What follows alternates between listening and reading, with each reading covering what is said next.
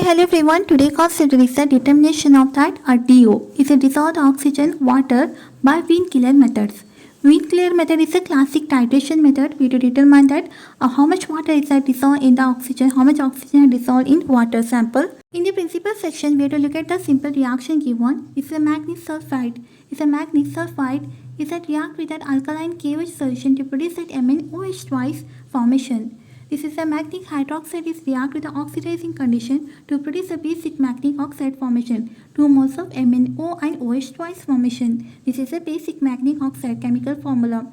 With the oxidizing nature, we will see the Mn plus 4 changing to that Mn plus 2 changing to Mn plus 4.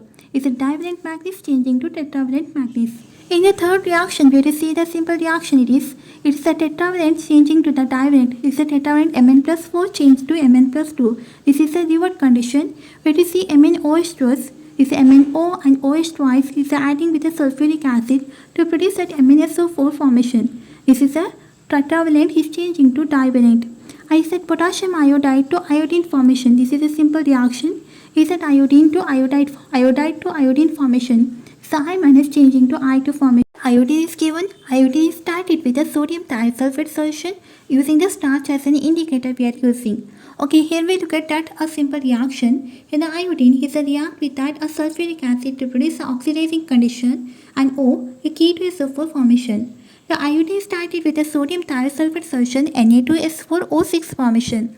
Here we focus on that procedure section. Dissolve the oxygen. We will take the reagent bottle, adding the 300 cm cube of water sample and 3 cm cube of MnSO4 solution and 3 cm cube of KI solution.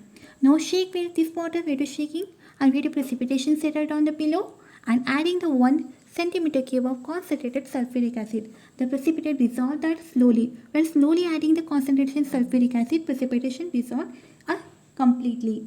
Now we see that we see this solution is that we prepared out 10 ml of this solution. We have taken the clean conical flask and adding the starch as an indicator and tied it with a 0.02 normal sodium thiosulfate solution. Okay, record the volume of the sodium thiosulfate solution. Okay, next section it is the calculation part. It is a simple formula N1V1, N2V2. N1 is the normality of the oxygen solution. V1 is the volume of the oxygen solution.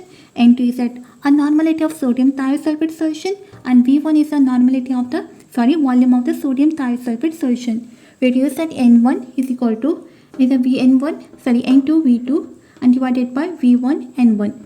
Okay, we will see that we will see simple formula. And that mass of that oxygen we will calculate is equivalent mass of oxygen and at how much volume we got and simplify into 1000 milligram per liter. We keep 1 milligram per liter. Oxygen equivalent mass is 8.